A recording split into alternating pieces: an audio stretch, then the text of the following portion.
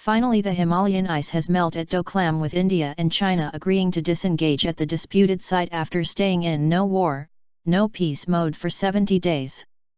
The Ministry of External Affairs spokesperson Raveesh Kumar released a statement, titled, Doklam Disengagement Understanding, saying, in recent weeks, India and China have maintained diplomatic communication in respect of the incident at Doklam. During these communications, we were able to express our views and convey our concerns and interests. On this basis, expeditious disengagement of border personnel at the face-off site of Doklam has been agreed to and is going on, the statement read further. The Doklam understanding between India and China marks a significant departure by Beijing from its earlier stated position on the standoff. China had been insisting that India must withdraw its troops from Doklam before any meeting held. For India, the Doklam deal is on the lines as stated by External Affairs Minister Sushma Swaraj in Parliament, where she had suggested that the two nations could agree to withdraw troops from the standoff site on a mutually agreed time. But, the question is, what made China reconsider its position on Doklam standoff and agree to resolve the issue? Top security expert Dr. Brahmachel Laney pointed out that Beijing cannot announce a mutual withdrawal from the disputed land. China seeks to save face by spinning mutual withdrawal deal with India as unilateral Indian withdrawal, and PLA to continue to patrol Doklam, Dr. Brahma said. Having claimed Doklam to be its area, China cannot publicly accept mutual withdrawal. Yet, under the deal, that's precisely what it accepted, he added. BRICS Summit in China. The BRICS, Brazil, Russia, India, China, South Africa, summit is scheduled for September 3 to 5 at Xiamen in China. In the view of Doklam standoff, the success of BRICS was under question. There was also speculation about Prime Minister Narendra Modi skipping the summit. China has given utmost importance to BRICS since its inception in 2009, projecting it as an alternate economic model against those dominated by the US and the Western Bloc. The theme of Xiamen BRICS Summit is Stronger Partnership for a Brighter Future.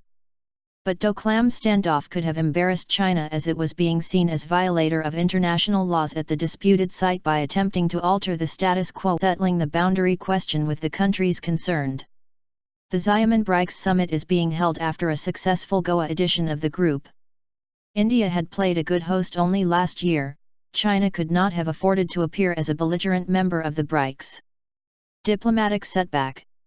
Despite China's attempt to garner international support over Doklam, its diplomacy was no match to India's in convincing the world leaders that the communist nation was at fault in the disputed region. The US and the UK categorically asked China to resolve the matter diplomatically and bilaterally with India. The messages from the US and the UK came at a time when China that Indian troops must withdraw from Doklam first.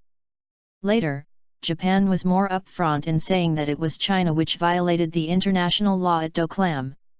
Japan said that China tried to alter status quo at Doklam while suggesting that no country should try to change the existing positions without resolving the dispute. China's effort to take Nepal along also did not yield desirable result, with the Himalayan nation stating that it would prefer neutrality to taking sides over Doklam standoff. Doklam strategically unviable. For China, Doklam is strategically unviable as its troops occupied. The Indian army held the high hills. The Chumbai Valley of Tibet is sandwiched between Sikkim and India's ally Bhutan. So, while China eyed to gain an upper hand at Doklam with the aim of acquiring strategic advantage over India's chicken neck, it failed on both diplomatic and strategic counts. As Chinese spokespersons and official media aggressively targeted India, pressure was mounting on the Xi Jinping government to make a decisive move. One of the options available with China was to resort to military aggression, which could have escalated to other sectors of borders.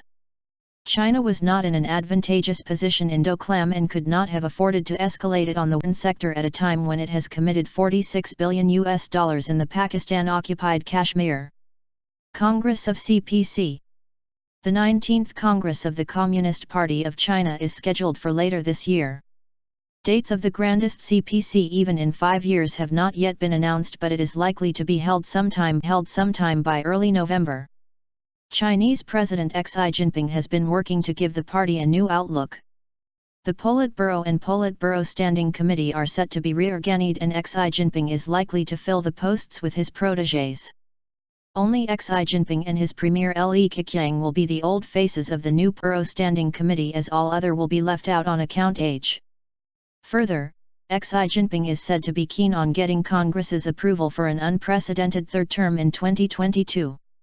Jinping has already made the move by first getting his position elevated to that of core leader in 2016. And, early this month, he became the first Chinese leader after Mao Zedong to be addressed by the PLA soldiers as chairman.